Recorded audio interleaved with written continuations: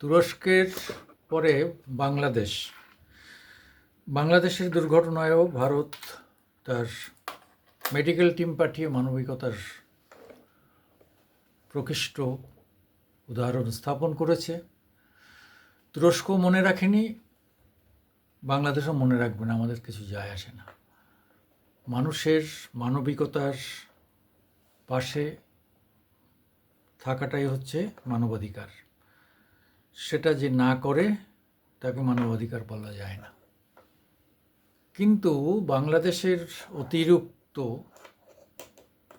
চীন প্রীতি বাংলাদেশকে বারবার ডুবিয়েছে।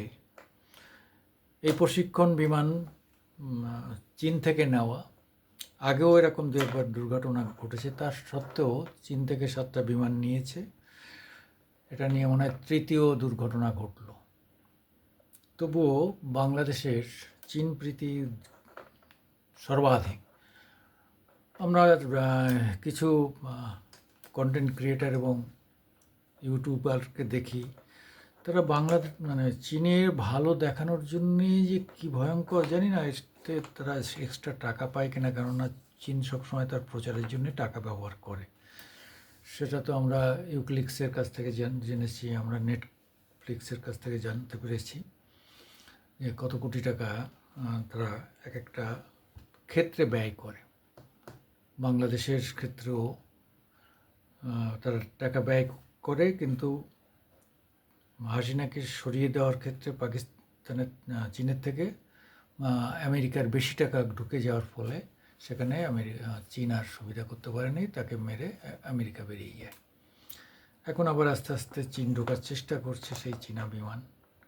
আজকে ধরুন 2 কোটি উইঘুর মুসলমানকে হত্যা করা হয়েছে, এবং যে মুসলমানরা এখনও আছে চীনে, এই ওয়াংশী প্রদেশে মনে হয়, সেখানে তাদের মুসলিম নাম রাখা যাবে না, নামাজ পড়তে পারবে না, লুঙ্গি পড়তে পারবে না। তাদের মসজিদের যে চেহারাটা নষ্ট করে প্যাগোডা করা হয়েছে, ওখানে মুসলিম নাম চলবে না, কারণ মুসলিম নাম নাকি সন্ত্রাসী নাম, সেই জন্য ওখানে চীনা নাম রাখতে হচ্ছে। তারপরও তাদের উপর বিভিন্ন ধরনের অত্যাচার অনাচার চলছে। সেটা নিয়ে 51টা মুসলিম দেশের কেউ কথা বলার সাহস আছে কারো? কেউ নেই। কারণ হচ্ছে যে ওদের নাকি ধর্মগ্রন্থে আছে কিনা জানি না, একদিন একজন বলছিলেন যে গজওয়া হিন্দ করে আমরা চীনের সাহায্য নিয়ে চীনে আমাদের শেষকালে একদম বেহেশতে পৌঁছে দেওয়ার রাস্তা হচ্ছে চীনের হাত ধরে আমরা বেহেশতে পৌঁছে যাব। গজওয়া হিন্দ করে হিন্দুস্তানকে শেষ করে দিয়ে আমরা চীনের হাত ধরে একদম বেহেশতে পৌঁছে যাব। সেই থেকে ওরা চীনকে বেহেশতের দূত হিসাবে মানে, কিন্তু যতবারই চীনের জিনিস নিয়ে ওরা বড়াই করেছে ততবারই ঠকেছে। কিন্তু বলার সময় ওরা কিন্তু চীন চীন চীন, চীনের চাষ এমন, চীনের বাস এমন, চীনের এমন। অথচ দেখা গেল যে পাকিস্তান চীনের এয়ারড্রোম নিয়ে একদম হিন্দুস্তানের কাছে সে ফেটে চৌচির হয়ে গেল, কোনো কাজে লাগলো না। এদের বিমান, যতগুলো বিমান খুব নাম করা বিমান এনেছে, সবই দেখা গেছে আমাদের কাছে ফুস, আমাদের মিসাইলের কাছে তার কোনো ভ্যালু নেই। তার কারণ হচ্ছে আমরা একটা কথা বলার সময় বলে যে চীনা প্রোডাক্টের কোনো গ্যারান্টি নেই। এখানে বলে না মোদির গ্যারান্টি, কিন্তু চীনের জিনপিংয়ের নিজেরও গ্যারান্টি নেই, ও কবে আছে, কবে ক্ষমতা থেকে চলে যাবে, আর চীনের জিনিসপত্রেরও গ্যারান্টি নেই। কেন? ওদের কথা হচ্ছে যে ওরা বাছাই করা জিনিসপত্র তৈরি করার পরে যে ছাট পড়ে থাকে, সেই ছাট মাল দিয়ে ওরা অনেক জিনিস তৈরি করে যেগুলো ফেলে দেওয়া হতো, সেখানে ওরা অল্প কিছু শ্রম দিয়ে এমন কিছু মাল তৈরি করে আমাদের এইসব মার্কেটে পাঠায়, যেটা একদিনও ব্যবহার করা যেতে পারে, 7 দিনও চলতে পারে, 1 মাসও চলতে পারে, এই তার বেশি চলবে না।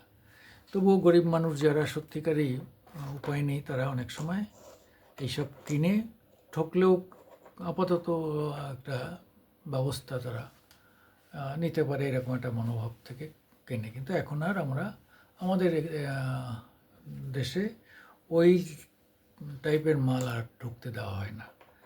খেলনা থেকে আরম্ভ করে কোনো কিছুতেই আর আমরা বেচলে ভালো মাল বেচো, না হলে ফটো।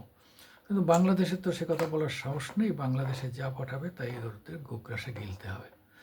যাই হোক, বাংলাদেশের এই বিমান দুর্ঘটনা, ছাত্রছাত্রীদের যে দুঃসময়, তাদের উপর দিয়ে যে ভয়ঙ্কর একটা কি বলবো, ঝড়, প্লাবন, সাইক্লোন যাই বলুন, ভূমিকম্প বয়ে গেল, সেটা মানে মানুষ যারা তাদের মনকে নাড়া দিয়েছে। কিন্তু বাংলাদেশের সবাই তো মানুষ না, কিছু কিছু আছে তারা মানে কী বলবো, দোজকের কীট। তাদের কাছে হচ্ছে হিন্দু বিরোধিতা বা ভারত বিরোধিতা, এই তাতে বাংলাদেশের মানুষ বাঁচলেও মূল্য তাদের কিছু যায় আসে না। কারণ হচ্ছে যে তাদের ধারণা যে আবার যদি এটা পাকিস্তান হয়, পূর্ব পাকিস্তান হয়, তাহলে তারা করে খেতে পারবে, এই আওয়ামী লীগের লোকেরা করে খেতে পারবে না, ভারতের সঙ্গে যাদের সুসম্পর্ক তারা করে খেতে পারবে না, তারা করে খাবে। এই হচ্ছে খেলা। যাই হোক, আমি যেটুকু বুঝি, আপনারা আমার সঙ্গে সহমত হলে আমি সুকুমার দেবনাথ আমার আজকের দিন ইউটিউবে আপনাদের একটু সাবস্ক্রাইব করার জন্যে আবেদন রাখছি। Please please please.